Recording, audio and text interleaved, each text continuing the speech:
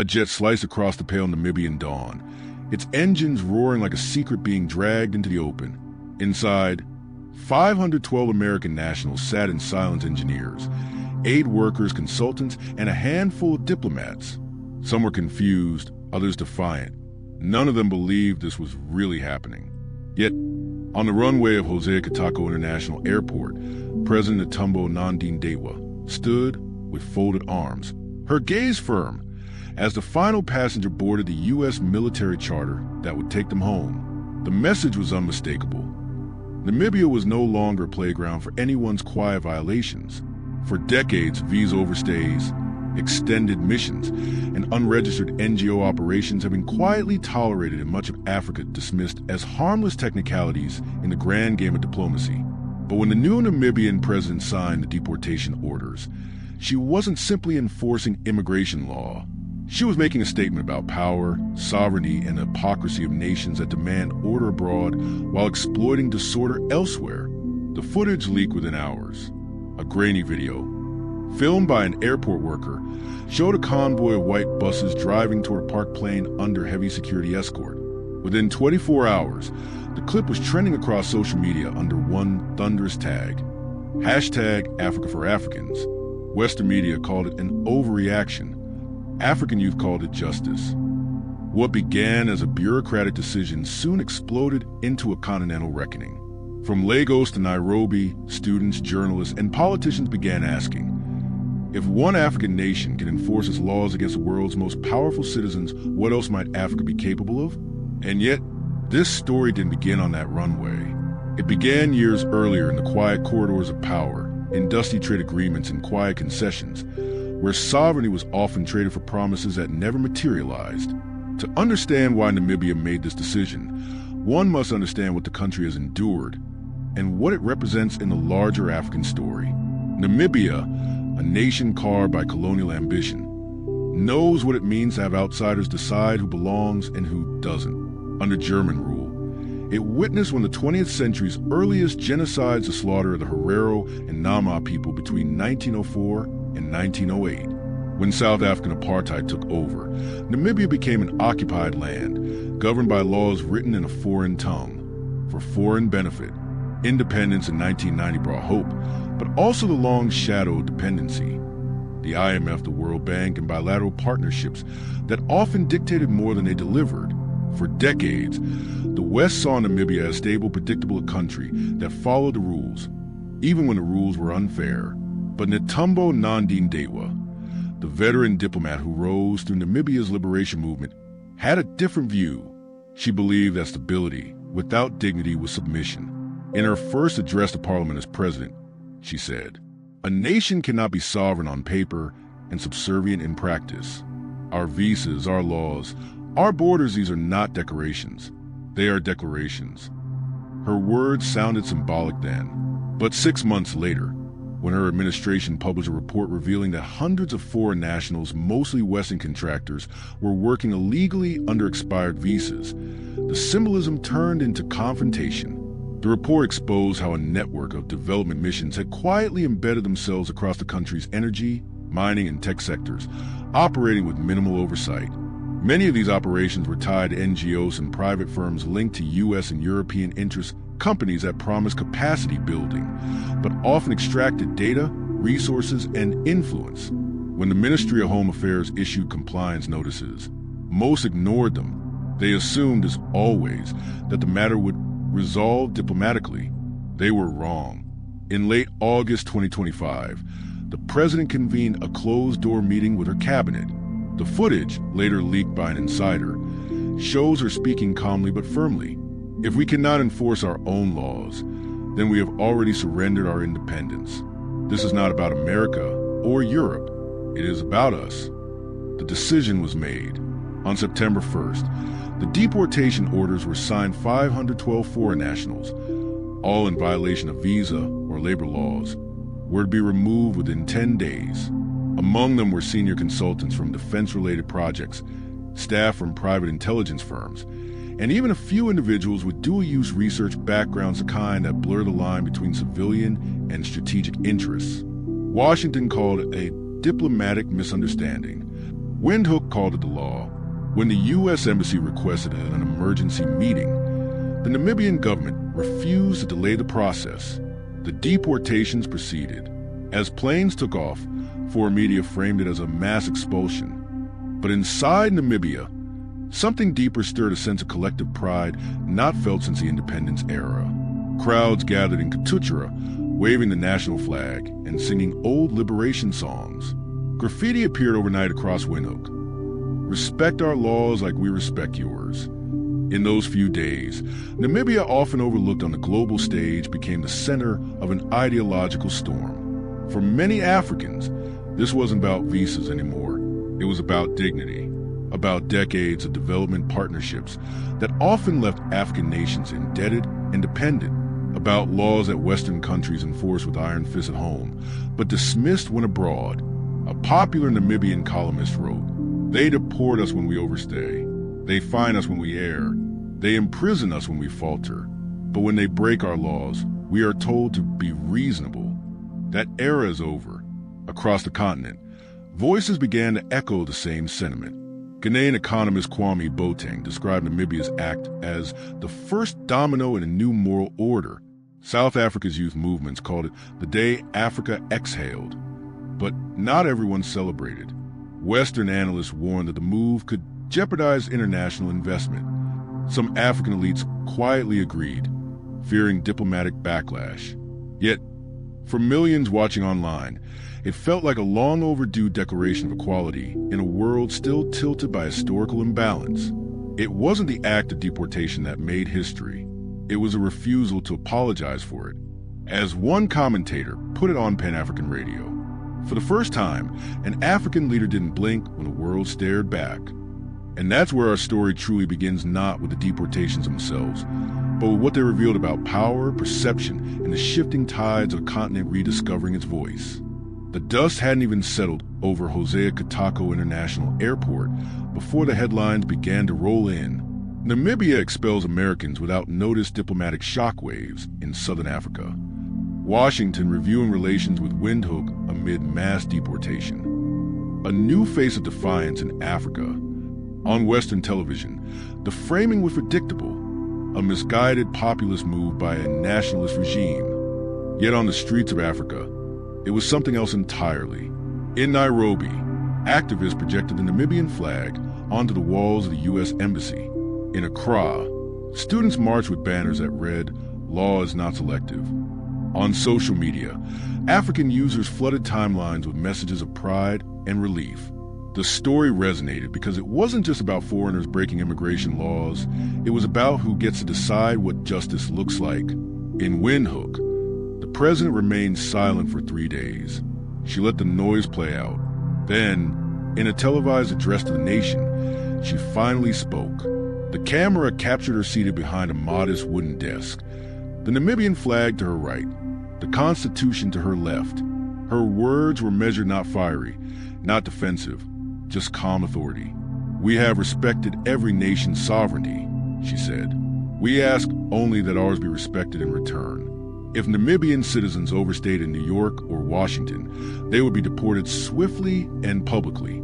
So why should our enforcement be treated differently? The law cannot depend on the passport you carry." Her speech was replayed on every local station, translated into Ashwambo, Afrikaans, and Herero. It was a kind of moment that transcended politics and entered folklore, a moral stand turned historical statement. Behind the scenes, however, diplomatic tension was brewing. U.S. officials demanded a clarification. They accused Namibia of violating bilateral agreements, though none could cite a specific clause that was breached.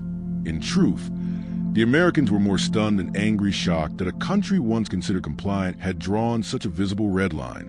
The African Union took note. For years, it had spoken of sovereignty and independence in theory, while remaining cautious in practice. But now, smaller nations were setting precedents the larger ones hadn't dared to. The African press began calling it the Windhoek Doctrine, the principle that African nations must apply their laws equally, regardless of foreign pressure. Across the continent, political analysts began drawing parallels.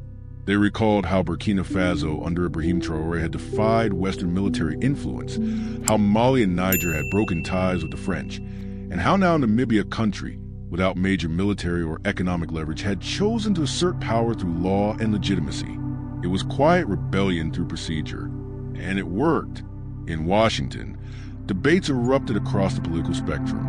Some viewed Namibia's act as an affront to U.S. authority, others as a wake-up call about the dangers of taking African compliance for granted. A leaked memo from the U.S. State Department admitted that the Namibian government acted within its domestic legal framework, an internal acknowledgement that contradicted public outrage. But what no one expected was how quickly Namibia's example would spread. Within weeks, Kenya began auditing foreign NGO registrations. Senegal suspended a European-funded research program, found to be operating without valid permits. Even South Africa, usually cautious in foreign affairs, announced a review of long-term foreign residencies. A sense of awakening rippled through Africa's administrative ranks. Bureaucrats who once feared offending Western embassies began asking questions they'd long avoided. Why do we allow exceptions? Why do we excuse violations? Who truly benefits from this leniency? Meanwhile, on the ground in Namibia, the story took on a life of its own. Local newspapers published testimonials from civil servants who described how some of the deported Americans have been working on projects with no local oversight, often collecting sensitive data. Investigative journalists uncovered how several of these missionaries and research consultants were tied to private intelligence firms or subcontracted defense initiatives. The revelation sent chills through the public. It wasn't just about visas anymore, it was about infiltration, exploitation, and the blurred line between development aid and influence operations. In an interview with a Namibian, a retired intelligence officer put it bluntly: they didn't come to break laws, they came to bend them. By the end of that month, what began as an immigration enforcement story had transformed into a global symbol of resistance. African youth groups, Pan-African movements, and even sections of the diaspora rallied behind Namibia. In Johannesburg, murals of President Nandi-Ndaitwah appeared alongside those of Sankara and Nkrumah, painted by young artists who saw her as part of a growing lineage of modern African defiance. But not all reactions were celebratory. Namibia faced immediate economic pressure. Several donor programs were temporarily suspended. Trade talks with European bloc were quietly postponed. Western media began publishing stories questioning the country's stability and investment climate. A headline from a London-based paper read, "Namibia risks isolation as anti-Western sentiment rises." Inside Namibia, however, the opposite was happening. The local economy had already been shifting inward. Since 2023, the government had been promoting domestic agriculture, renewable energy initiatives, and regional trade partnerships through the Southern African Development Community, SADC. These policies were beginning to bear fruit, literally. Markets in Windhoek were bustling with local produce, and small industries were emerging in copper processing and textile manufacturing. The message was subtle but strategic. If they close their doors, we will open our own. At the same time, Namibia's foreign ministry launched a new initiative called Partnerships of Equality, offering new trade and cultural ties to Asian, Latin American, and African nations under a clear condition: mutual respect for sovereignty and non-interference in internal affairs. In a press conference, the Minister of Foreign Affairs stated, "We are not rejecting cooperation. We are rejecting hierarchy." The phrase became an instant slogan. Documentaries began to appear online analyzing the event. One investigative piece from Africa-focused network traced a pattern of visa abuse across several African countries, revealing how some foreign personnel used diplomatic immunity to bypass regulations. It quoted a striking statistic. In 2024 alone, over 15,000 foreign nationals from Western nations were operating in Africa on expired or misused permits, compared to less than 200 Africans overstaying the West under similar conditions. The imbalance was staggering, and Namibia's act suddenly looked less radical, more rational. Yet, amid the growing continental pride, whispers of retaliation lingered. U.S. contractors withdrew from certain defense cooperation programs. Funding for democracy initiatives was reduced. Western embassies issued travel warnings about political unpredictability. To many Africans, these moves confirmed what they had long suspected, that Western partnership was often conditional on submission. But President Nandi-Ndaitwah remained unshaken. In a private cabinet meeting, she reportedly told her ministers, "They have the money, we have the people, and people, when awakened, are wealth beyond measure." The following week, a Namibian student at the University of Cape Town posted a viral video summarizing the moment, standing in front of a blackboard with "Sovereignty equals respect" written in chalk. She spoke directly to the camera. "When we were told to be diplomatic, we stayed silent. When we were told to be patient, we stayed quiet. But when they broke our laws, we were told to forgive. Tell me, when does respect become one-sided?" That clip amassed over 10 million views in 2 days. It wasn't just a social media moment. It became a generational statement. In the following months, think tanks across Europe began holding closed seminars about the shifting tone in African diplomacy. Reports circulated internally about the rising assertiveness of African mid-sized states. But the old playbook, warnings, pressure, and aid manipulation, was no longer working. Namibia had introduced something few expected: moral legitimacy. When journalists later asked President Nandi-Ndaitwah if she feared the consequences of defying Western powers, she replied with a quiet smile, "A nation that fears fairness has already surrendered." That quote would define her presidency, printed on posters, quoted in classrooms, and whispered in protest from Lusaka to Dakar. By late 2025, Namibia's act had evolved into a symbol of what Pan-African philosophers began calling the Second Liberation. The first liberation had freed the continent from colonial rule. The second, they said, would free from invisible dependency the soft control of narratives, money, and permission. But as the movement grew, so did the stakes. Global superpowers began to see Africa not as a passive frontier, but as a restless, calculating actor. In Namibia, small as it was, had become its unexpected moral compass. By the fourth week, the world began to notice something strange. Flights bound for Namibia were canceled without explanation. Western news outlets ran conflicting headlines. Some claimed a coup, others warned of a nationalist crackdown. But on the ground in Windhoek, it was the opposite. Life was calm, almost peaceful. Markets were open. Children were in school, and construction cranes hovered above the new Parliament Plaza like quiet sentinels of renewal. The only thing missing were the foreign faces that once filled the hotels, embassies, and NGO offices. For decades, Namibia had been a quiet outpost of Western interests, not hostile, not subservient, just convenient. But that convenience came with cost. When mining contracts were signed, only a fraction of profits stayed in Namibia. When new energy plants were built, they often served export zones, not the local grid. And when young Namibians applied for work, they found themselves replaced by technical advisors from abroad, often paid 10 times more.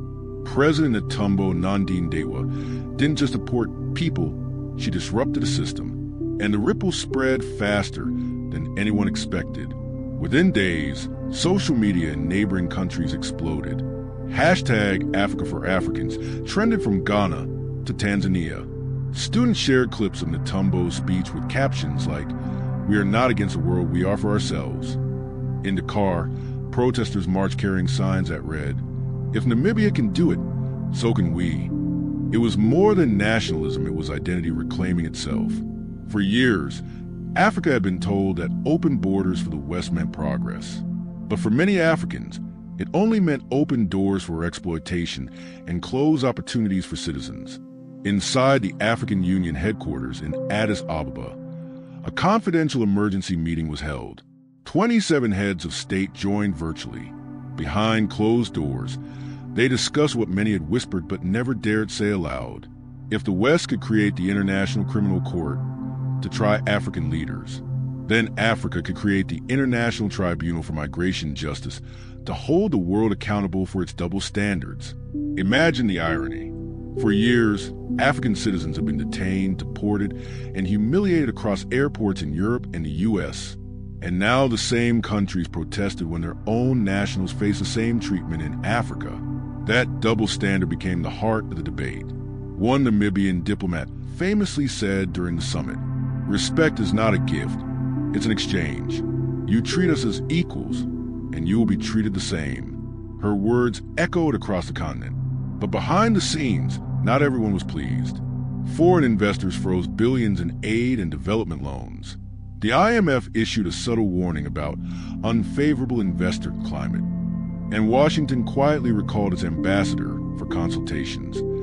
In other words, pressure. Netumbo's cabinet was divided. Some ministers feared economic isolation. Others argued it was the price of dignity. But Netumbo herself was unmoved.